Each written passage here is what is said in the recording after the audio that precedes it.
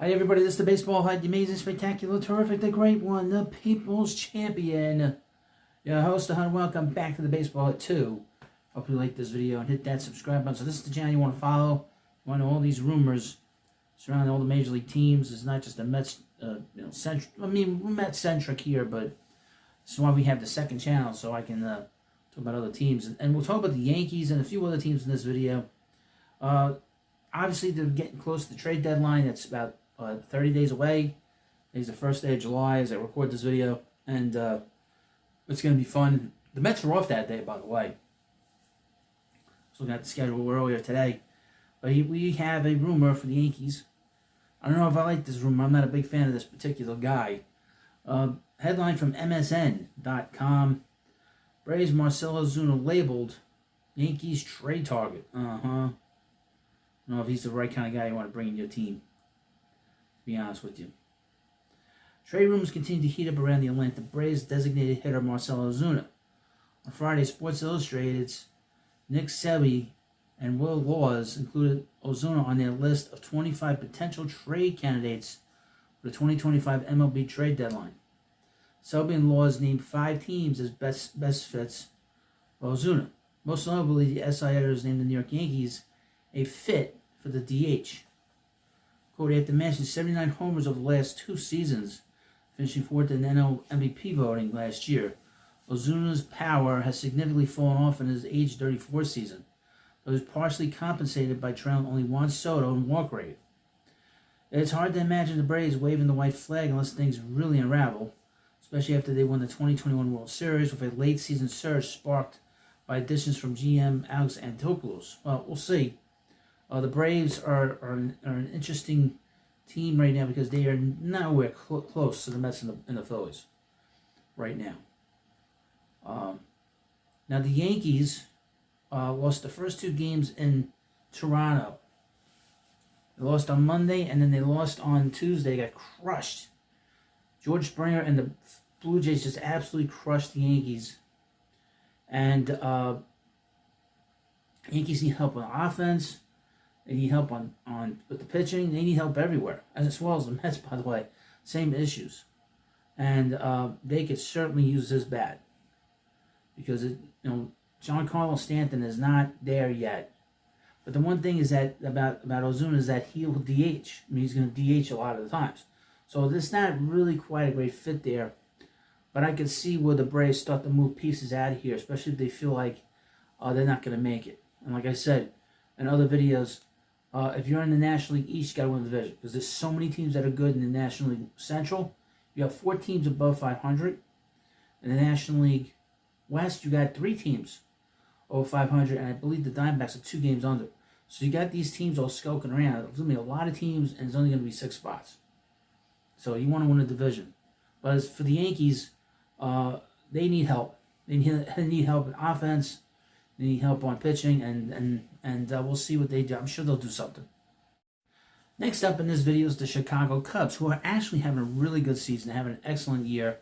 They're going to fight it out with those teams in the National League Central. The biggest competition will be the Brewers, and we'll see about the Cardinals and the Reds. I expect the Reds to really push hard to get the postseason. It'll be interesting to see if the Reds make a move. But here we have from the Cubs. This is from Bleacher Nation. No, really, headline. No, really, the Cubs will probably trade for a bat. And these are the rumored targets so far. Now, if you like this video, and of course, please leave comments in the comment section and like this video. Quote, we know that the transition to the big leagues right now is exceptionally difficult for positional players. If the Cubs want to win this year, and they pretty clearly should be aggressively pursuing that end, they need to leave no stone unturned for upgrades. And at their base, it's pretty clear they could potentially upgrade for the rest of 2025. Maybe that comes from Matt Shore really turning the corner.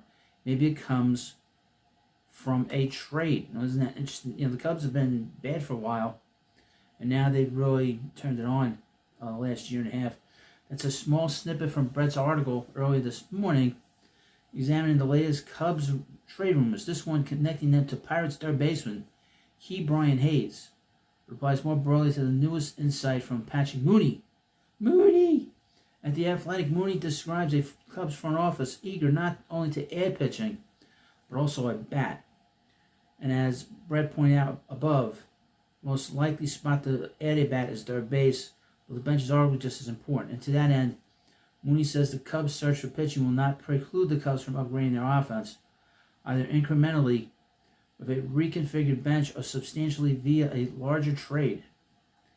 Key Brian Hayes is not mentioned among the potential targets, though he is emerging as at least one of the theoretical trade candidates, but Mooney does have 3 names for us to keep an eye on.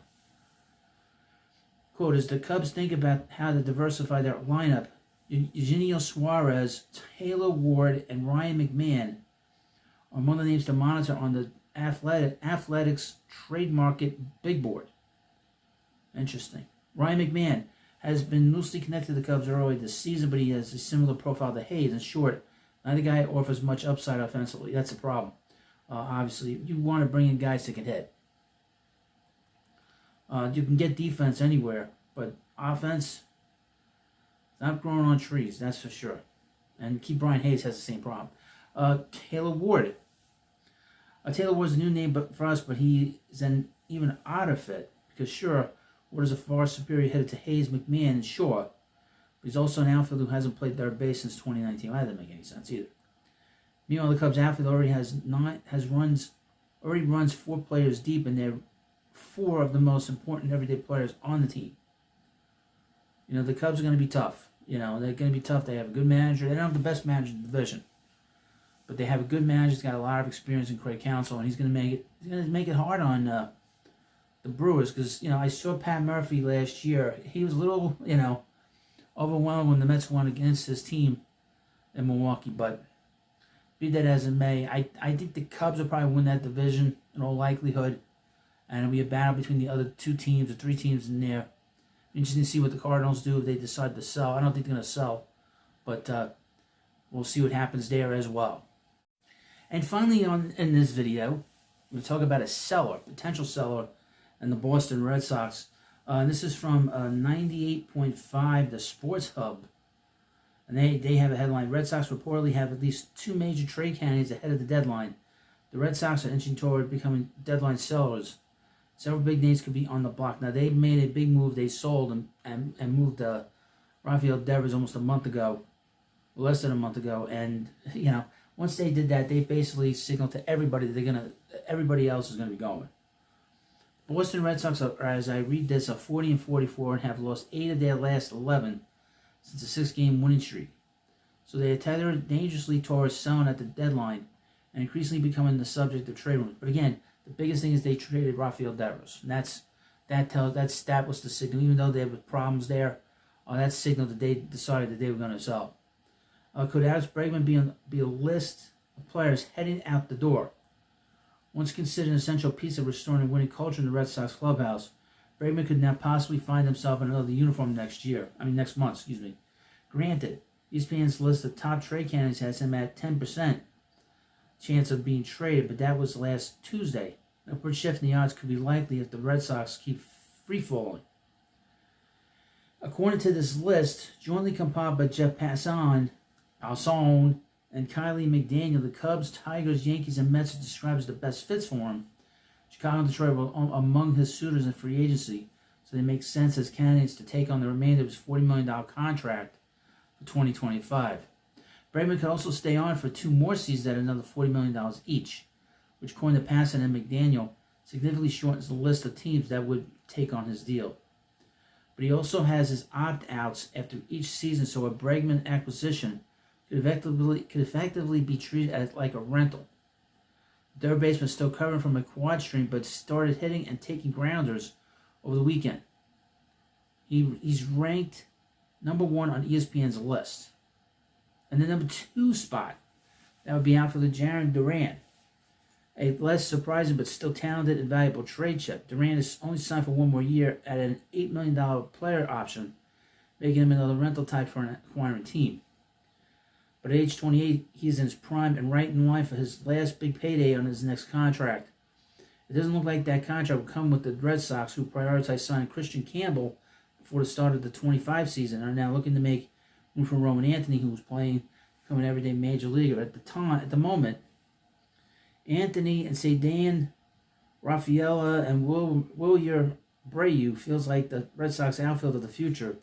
Leave Duran on the outside looking in. He had a big season last year, and we'll see if he gets moved. I think there's a good chance he'll get moved. More than about 50% chance he'll get moved. So it makes sense for the Red Sox to move Duran in a deadline deal. Even if they don't totally go into the sell mode, it's the Bregman part of these rumors that seem to point to the Red Sox in the direction of full-on selling, though. While Kabula and Aroldis Chapman, the two more rental options in contract years, are also on ESPN's list of trade candidates. Those guys will be going. Chapman will be on the move.